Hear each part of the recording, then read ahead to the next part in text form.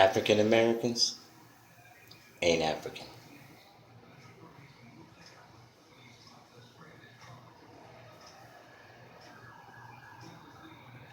DNA testing can determine where in Africa our forebears were from.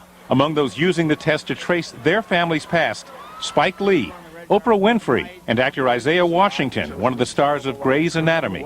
Brother Washington, your mitochondrial DNA is quite common among the Mende and Temne people in Sierra Leone.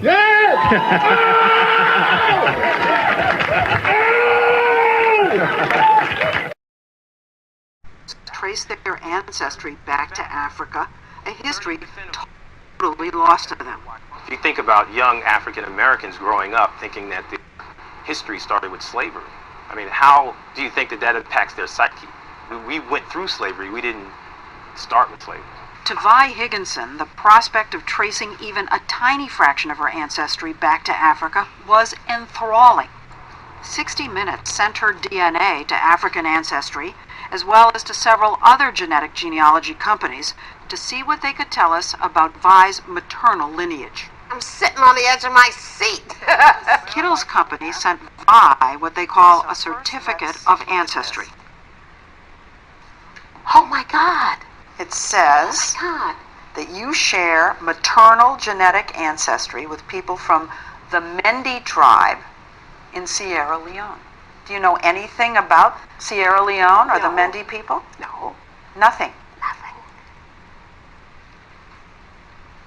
People have been waiting a lifetime for something like this. Now, this is just a tiny bit of information now. But they take it as huge. Right, because it's cracking open the door that was closed for centuries. There's a place in Africa you could say that I'm from. A tribe? A tribe? I am thrilled. It puts a name, a place, a location, a people. It opens up such possibilities. But the problem is, Sierra Leone wasn't the only answer Vi got. A company called Relative Genetics found a match to a single person in the Wobi tribe in the Ivory Coast. Different? Different. Now, I got all excited about that, and this is different? Now, how could that happen? Then a third company, Trace Genetics. Your particular sequence matches sequences reported among multiple Mendanka individuals in Senegal. What's up with this? And Family Tree DNA, the company that linked Vi with Marion in the first place, came up with a whole list of matches. This goes on and on. My goodness. So what do we know about Vi's ancestry? The DNA does indicate that she has distant relatives in the Mende tribe, but she also has relatives in all those other tribes. So no one can say for sure where Vi's maternal ancestor actually came from. When I handed Vi the certificate, she got extremely emotional about it. She wept, and it meant so very much. People want to believe. They want to believe they've gotten an answer. And it's not fair of us to let them believe that we're giving them certain answers, because scientifically, we just can't. Hank Greeley is concerned that the science isn't really there yet for you to be giving them the name of a tribe. I think for most companies, I would be concerned too. But what about your own company? We have He the didn't largest... exclude you. He included you. But we have the largest set of sequences from Africa. And so with that, we're able to provide some level of probability in terms of frequency. But he would say that even though you have the largest database, it's still small on the scope of things. As I said, I share those concerns. About yourself. Our DNA. And that's the rub. This business of genetic genealogy is fraught with limitations. For one thing, it can only provide information about a tiny fraction of our ancestry. Because we get half our DNA from our mothers and half from our fathers, almost all of our DNA gets shuffled and remixed every generation, making it impossible to trace what comes from whom. There are just 2 bits of DNA that remain pure: the Y chromosome, which passes directly from father to son, and something called mitochondrial DNA, which passes unchanged from mother to child. Hank Greeley, a law professor at Stanford University, has studied this new field. He worries that people don't realize just how many ancestors they actually have. 8 generations ago, both you and I had 256 great-great-great-great-great-great-grandparents. Wait, you're saying that if you go back 8 generations, we have 256 great-great-great-grandparents? Yes, it doubles every generation. So you've got 2 parents, you have 4 grandparents, you have 8 great-grandparents, 16 great-great-grandparents, and it adds up fast. It adds up so fast, in fact, that if you go back 20 generations, you've got over 1 million grandparents. 1,048,576 to be exact. And in each generation, DNA testing can provide information about only 2 of them. So you could be Peruvian on your mother's mother's mother's side, Japanese on your father's father's father's side, Swedish on everything else. And you'll never know. And you'll never know the Swedish from the Y chromosome or the mitochondrial DNA. Now, you've looked at several of these companies that are doing these tests. Yes. Do you think that they explain what you just explained to us? No, I don't think any of them does as good a job of pointing out the limitations. But, you know, businesses often don't go around telling you how weak their product is. We don't oversell. I mean, we just say, look, we provide a service. If you're interested in exploring a tiny bit of your DNA and trace its ancestry, we can do that. When you say it's a tiny little amount, It's less than 0.1%. and that's pretty teeny. Yeah, but for people who know nothing about any of them, I think it's very important.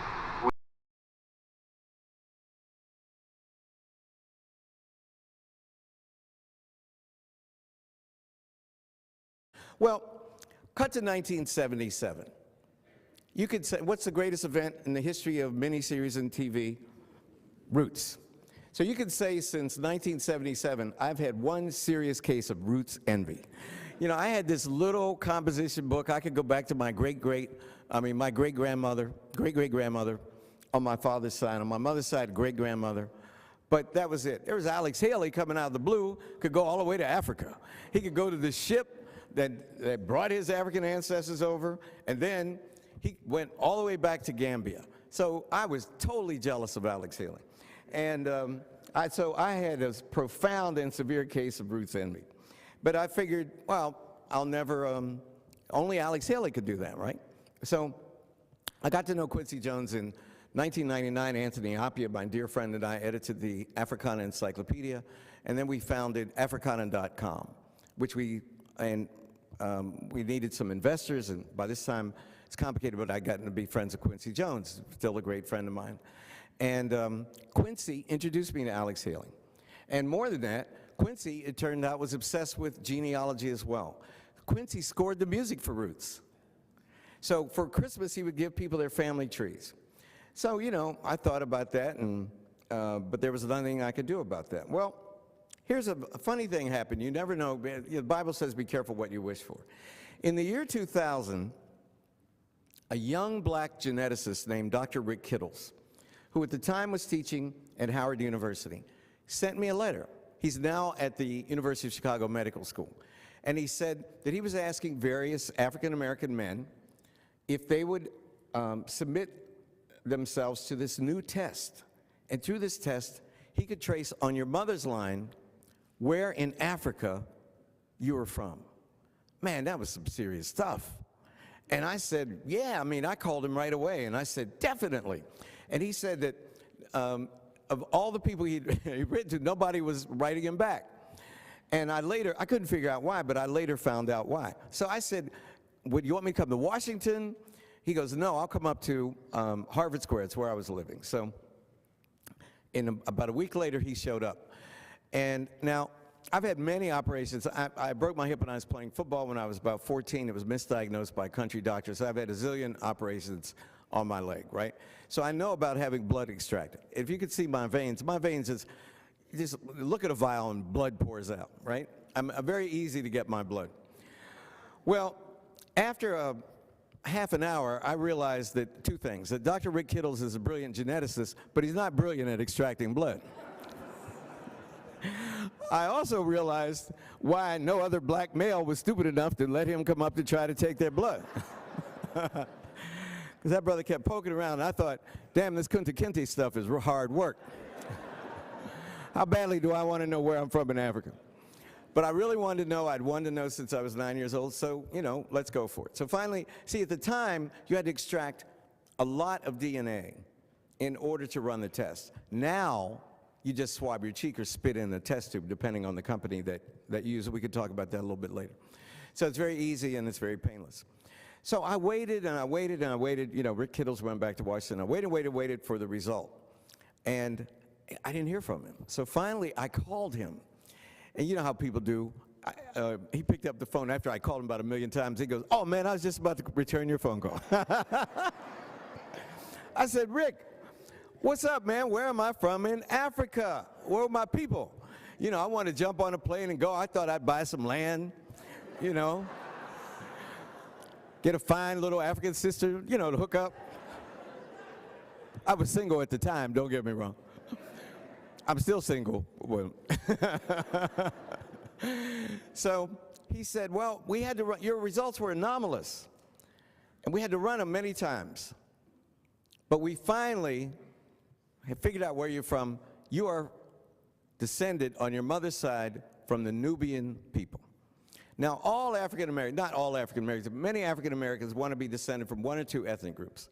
Either the Zulu, because the Chaka Zulu, and the Zulu kicked the English in the behind in the Boer Wars, right? Until they finally were overcome. But you want to be Zulu, or you want to be Nubian. Who were the Nubians? The Nubians were the black pharaohs, right? The Nubians are in the Bible. The 25th dynasty was the Nubian dynasty. In Egyptian art, they always hated the Nubians. Nubians are always represented as darker. You know, they were warring kingdoms. And Nubia ran from what today's Khartoum, the capital of Sudan, up to the Aswan Dam, the second cataract in the Nile River.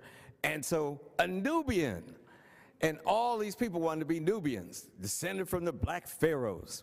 So my friend Molefi Asante, you know, the founder of Afrocentricity, we argue a lot in public, but we're very good friends privately. I joke, every time he attacks me, I get a raise at Harvard, so it's cool. So I attack him, you know. We do what Malcolm and Martin couldn't do, you know. Set it up, and then we go split the money and slap five and go to Sylvia's, have fried chicken. Believe me, that's a much better way to function than hating each other. So I called Molefi first thing. I said, "Molefi, I just got my results back. I am a Nubian. Where are you from?" "I am the true African prince."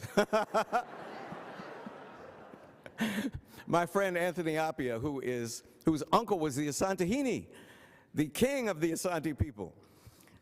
When Rick Kittles sent me a certificate announcing I was Nubian, Anthony Appiah looked at it and said, "What a ton of rubbish." Now, why would he say that? Well, there's a slight problem with being either Zulu or Nubian if you're African American. You know what the problem is? None of our ancestors who came here in slavery came from South Africa, the Zulu people, or from Nubia. None, zero. Egypt is over here. The slaves came from the area from Senegal down to Angola. 97% of the slaves came from that region, all right? So, you know how long it would take them to walk from Sudan to Senegal or to Angola? It just didn't happen.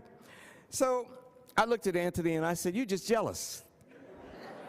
Because I am a Nubian prince. I didn't care. I had it framed. I put it up in my living room so everybody could see that I was from royalty. So I didn't think about it. I thought maybe it was strange. Maybe it was on a trade route. You know, there were great Muslim trade routes. You know, today, this is important for the students. In my time, we were taught that the Africans were these benighted people, and they were too stupid to build a boat or to be curious about the world and cross the Sahara Desert. It was rubbish. Africans were just as curious as anybody else. The Sahara Desert was a highway. It wasn't a barrier. So I thought, well, and there were great trade routes. So I thought maybe my Nubian descendant had come over and ended up being tricked by some white man and ended up in Maryland or Virginia or something. So that was cool. And if I needed an interpretation, believe me, I could have produced one. So, and by the way, you know, the Zulu thing, when Oprah was finally in the first series, and we gave her a DNA test, basically the next day she went to South Africa to announce that she was opening what became the Oprah Winfrey Leadership Academy. She was in an auditorium like 75,000 people or something, and she announced that she just had the test, and that she was Zulu. So it broke on CNN. I was sitting in my living room minding my own business and said, Oprah Winfrey's a Zulu. So I called Rick Kittles, and I said, Rick, did you tell Oprah she was a Zulu? He goes, no, man, she made that up herself.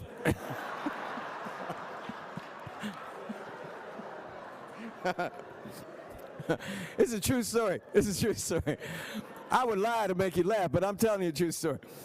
So I said, Rick, are you in your lab? He said, yeah. I said, is anybody there? He said, no. I said, when the results come in, make her Zulu, man. You know? I said, you back there making it up anyway.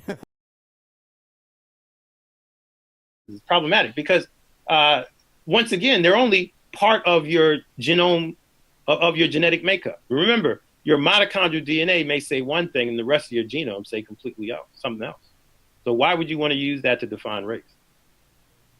There you have it. There you have it. You know, you're dealing with a pro when you take the time, you write down all these questions, you write them out, and he answers like 4 of them in one sentence. You know? Right. Yeah, he hit all the points.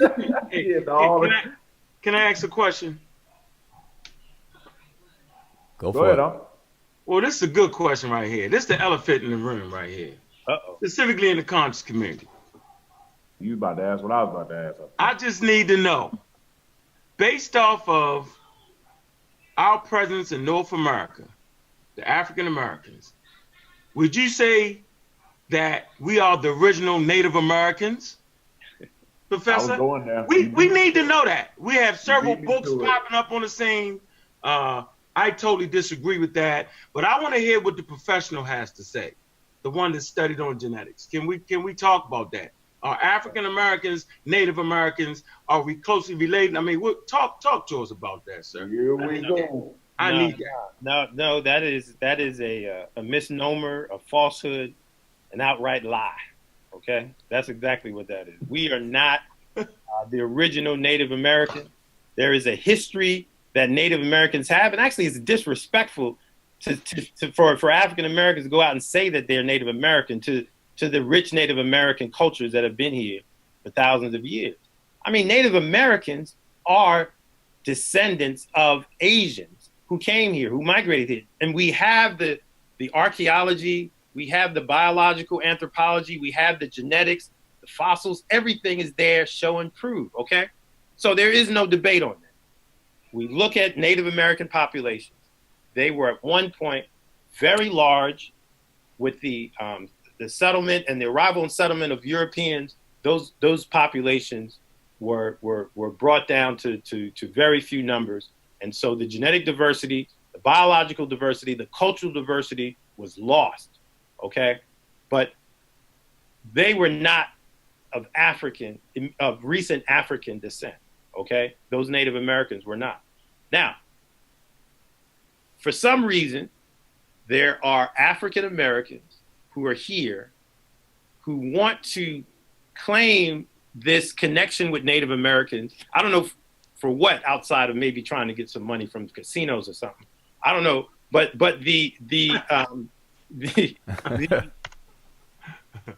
they want to have this connection with Native Americans. And it's funny because it's almost like we are the Native Americans. And so whoever was here or whatever history that you can show coming from Asia just wasn't true. I mean, it's even more shocking that you would even say that. But I also don't understand why a Black person would want to be anything other than African. Okay? That is the real deep sort of issue that has to be addressed by those individuals who continue to argue. I mean, they continue to argue this point. Now, I'm not going to say that no Black folk came here when the Europeans came here early on, Columbus and all that stuff, right? Because I'm sure there was Black folk on those ships. Mm-hmm. I'm almost positive that they were Black folk. I'm even suggesting that some of them could have been Moors from Spain, okay?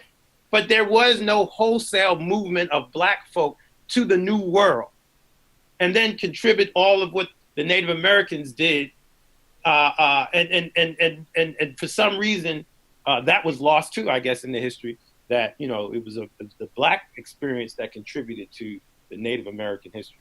I don't know, but I'm just saying there is no evidence of this wholesale movement of people of West and Central African descent being here before the transatlantic slave trade. So the African American community that's there today came from, we are descendants. I'm going to say this really just clearly, okay? The bulk of African Americans are descendants of enslaved Africans from West and Central Africa. That's it. It don't get no much simpler than that. But since Brother Unc wanted to crank it up,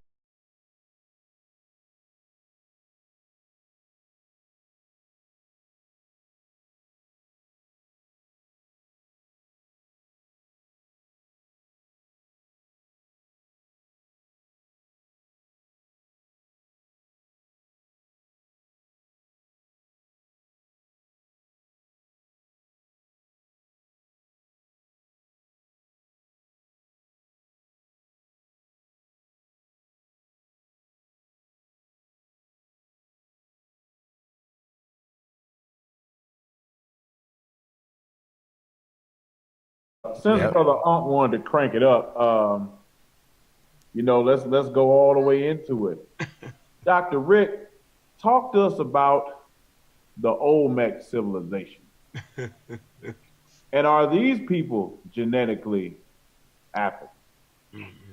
Look, I haven't studied the Olmecs. I've seen articles, I've seen pictures, I've seen a lot of that.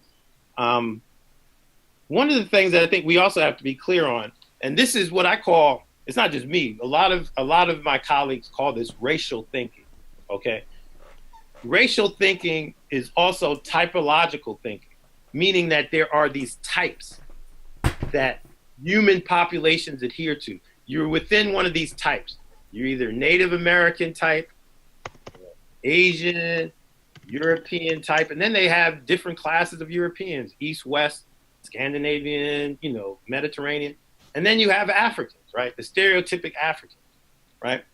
And so you see some pictures or some sculptures or some art of individuals that might resemble some West Africans.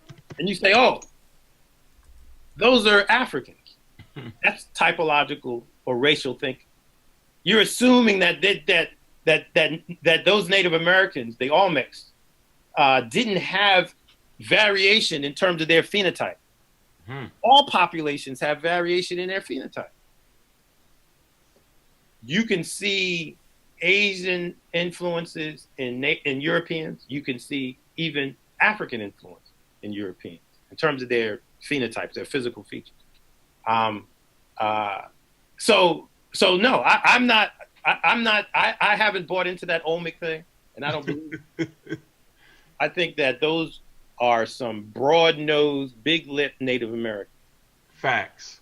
Woo. Facts. I just want to go on record and say I did not probe Mr. Kittles for any responses prior to him coming on the show. because Dr. Kittles, the reason why I'm saying this is because they're going to say, he sounds just like the Army Rock Squad. I know the Army Rock Squad told him what to say before he came on the show. No, we spoke on the phone one time and multiple times through messages. Right. We didn't tell this brother what to say.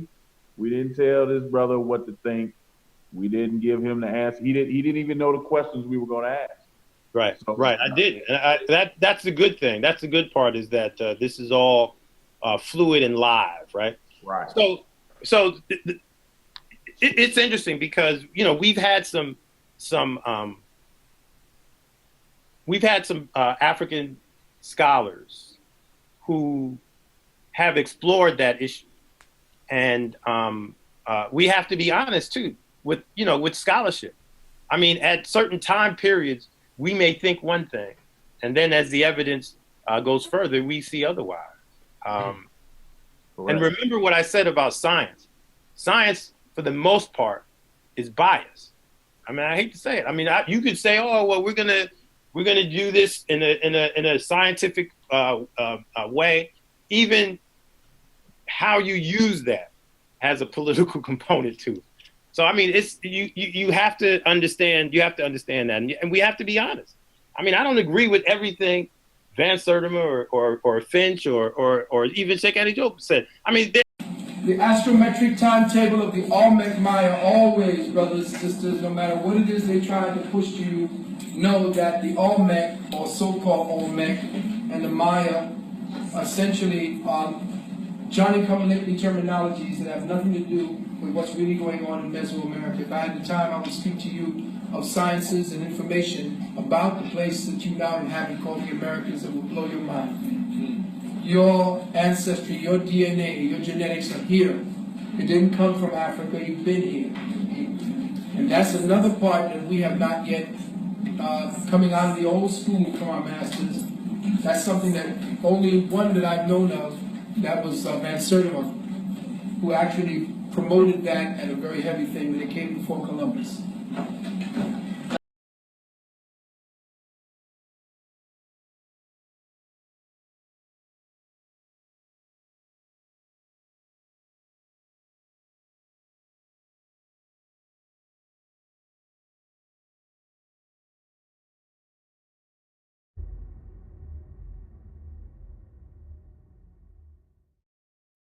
Hey guys, this is Kelly of Kelly Six Stories, and I will be talking to you about my ancestry and about the results of my DNA test from AncestryDNA.com. And what you will see here on this picture will be the definition of trace regions from their website.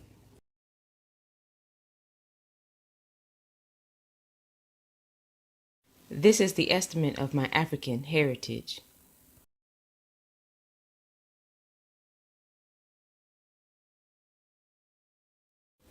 This is the estimate of my European heritage.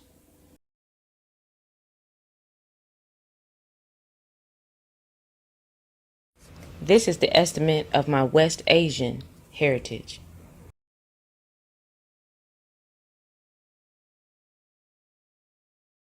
This is the estimate of my Central Asian heritage.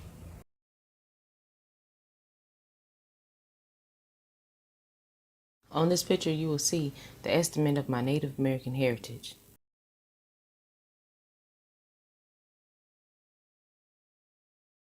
What are you most eager to learn about your family? I don't know, everything. All of the little stories are... Has never heard anything about his ancestors who lived through the aftermath of slavery. So we searched for clues about his father's side of the family. The paper trail that we uncovered confounded our expectations. Unlike most African Americans who were freed by the end of the Civil War, your ancestors weren't. They couldn't get it right. Well, they just stuck to it. Well, somebody didn't get it right, but it wasn't your ancestors, it was the people who owned them. Take a look at this. Chickasaw Nation Freedmen Roll. This document is an official enrollment card for the Chickasaw Freedmen, the former slaves owned by the Chickasaw Nation. Owned by the Chickasaw Nation? Owned by the Chickasaw Nation. Your ancestors were enslaved by Native Americans.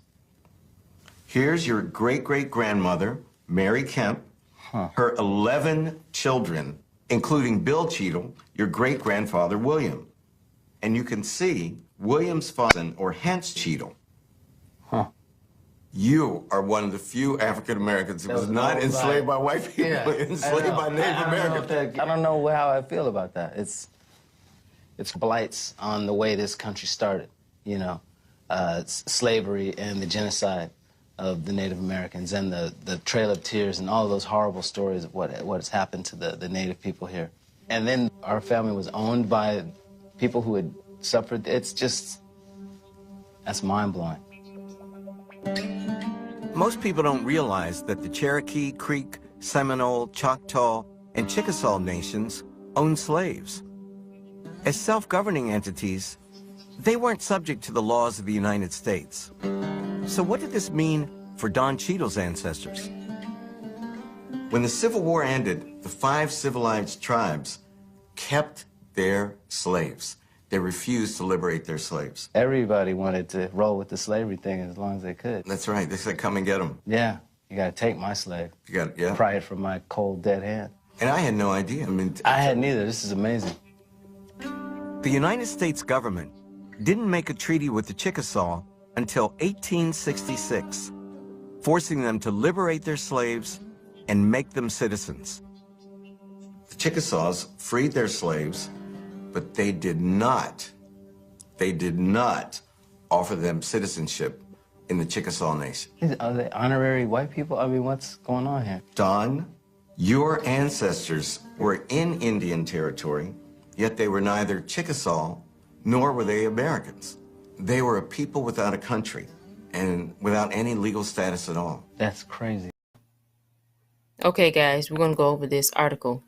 I'm not going to go over the whole article, though, but you'll see what I'm doing right here. Okay, now, it says, a history of slavery and genocide is hidden in modern DNA. Genetic testing of people with Caribbean ancestry reveals evidence of indigenous population collapse and Pacific waves of slave trade. Now, this article was written by Joseph Sternberg and was published on November 15th of 2013. Okay. There are plenty of ways to study history. You can conduct archaeological digs, examining the artifacts and structures buried under the ground to learn about past lifestyles. You can read historical texts, perusing the written record to better understand events that occurred long ago. But an international group of medical researchers led by Andres Morano Estrada and Carlos Bustamante of Stanford and Eden Martin of the University of Miami are looking instead at a decidedly unconventional historical record, human DNA. Hidden in the microscopic genetic material of people from the Caribbean, they've found is an indelible record of human history stretching back centuries to the arrival of Europeans, the decimation of Native American populations, and the transatlantic slave trade. By analyzing these genetic samples and comparing them to the genes of people around the world, they're able to pinpoint not only the geographic origin of various populations, but even the timing of when great migrations occurred. As part of the new project documented in a study published yesterday in PLOS Genetics, the researchers sampled and studied the DNA of 251 people living in Florida who had ancestry from one of the 6 countries and islands that border the Caribbean: Cuba, Haiti, Dominican Republic, Puerto Rico, Honduras, and Colombia, along with 79 residents of Venezuela who belong to one of the 3 Native American groups, the Yucapa, Warao, and Bari tribes. Each study participant was part of a triad that included 2 parents and 1 of their children who were also surveyed, so the researchers could track which particular genetic markers was passed on from which parents.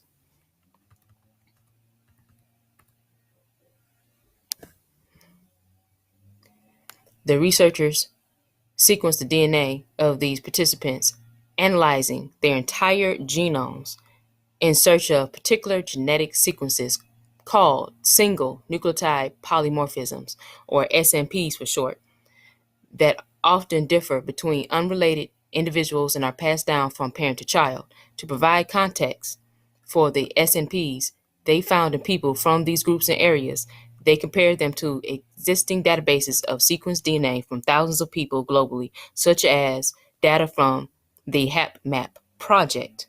Tracing a person's DNA to a geographical area is relatively straightforward. It's well established that particular SNPs tend to occur in different frequencies in people with different ancestries. As a result, sequencing the DNA of someone living in Florida whose family came from Haiti can reveal what portion of his or her ancestors originally came from Africa and even where in Africa those people live. But one of the most amazing things about the state of modern genetics is that it also allows scientists to draw chronological conclusions about human migration because blocks of these SNPs shorten over time at a generally consistent rate. You can essentially break the genome up into European chunks, Native American chunks, and African chunks, Martin says. If each of these regions are longer, it suggests they arrived in the gene pool more recently because time tends to break up the genome. If these chunks are shorter, it suggests there's been a lot of recombination and mixing up of the gene pool of the genome, which suggests the events were longer ago. Okay, let's stop there. Now, as you guys know, I did my DNA test, and I would assume that the shorter genome that I have in my DNA will be my Asian ancestry because it came up as less than 1%. And then the second smallest percentage that I had in my DNA results was my Native American ancestry, which is 2% according to Ancestry DNA. Now, the third smallest percentage was 20 or 21% was the estimate of my European heritage and 76% of my African heritage. Now, I would assume that the largest geographical region that I have is Africa. The smallest geographical region in my DNA is Asia, which consists of both Central Asia and West Asia. And the next smallest one is America for my Native American DNA. Now, according to this information, what they're telling me that in the genome, you can break up the genome into African heritage, European heritage, Native American heritage, and also Asian heritage, even though they don't have Asian listed here. I also have Asian heritage though as well. So according to them, if the ancestry was in your bloodline the longest, or if you had gotten that ancestry from a long time ago, meaning if you got that ancestry from a long time ago, it's been in your bloodline for a very long time, then I would assume that that DNA that's been in your bloodline the longest would be the shorter SNP. And as you know, the SNP is a single nucleotide polymorphism. That single nucleotide polymorphism, that block of DNA, which is the genome, it had time to break down over time because it's been in your family, it's been in your bloodline the longest. So therefore, it's going to show up as the smallest percentage. Okay? So if that's the case, the smallest percentage for me is the Asian and Native American. So I would assume, based on this information, that that particular part of my genome must have been in my family, must have been in my bloodline for a long period of time, because as they had stated earlier, the longer the genome is, meaning the more recent the ancestry is. So therefore, I would assume that the longer genome in my DNA will be my African heritage. So, and if that's the case, then that means that my African heritage is the most recent ancestry that I have.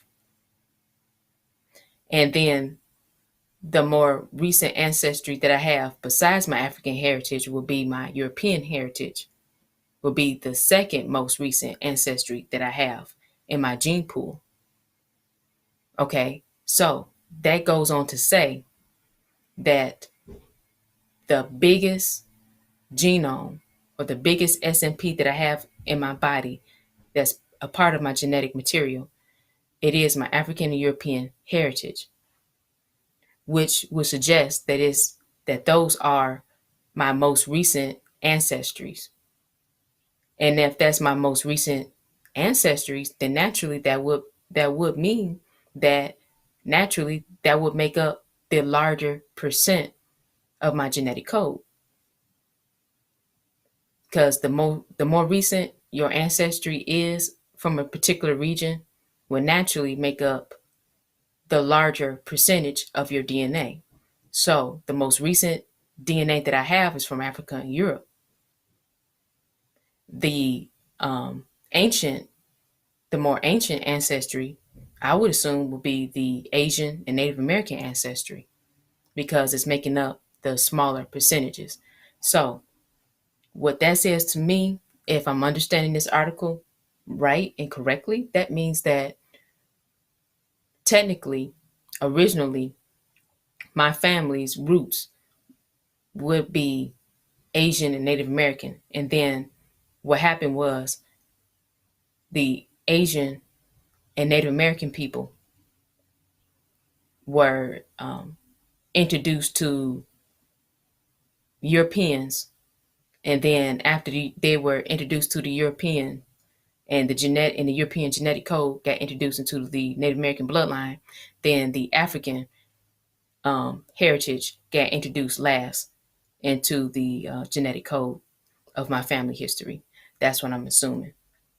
And then if that's the case, then that means that Henry Louis Gates, I believe that's his name, that means that he's a fraud, because he's trying to convince blacks, aka African Americans, that because their Native American ancestry is so small that they are not indeed Native Americans, when as in fact they are Native Americans, because their Native American S and P will be the oldest DNA that they have in their genetic code, because it's the shorter S and P that they have in their DNA code. So, and if that's the case, which I think it is, according to this article, then that means that African Americans are in fact Native American, and that they are misclassified as African American peoples, and that their African heritage is their most recent heritage that was added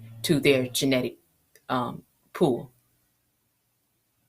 And that also would suggest that Henry Louis Gates, that he is a fraud, because he's trying to make black people believe that they are not of Native American heritage, and that they don't have any ties to America, and that the smaller percentage of Native American ancestry would suggest that their origins are not from here, but that their true identity and their true heritage, or their original heritage, is that of Africa. Whereas with this article would suggest otherwise.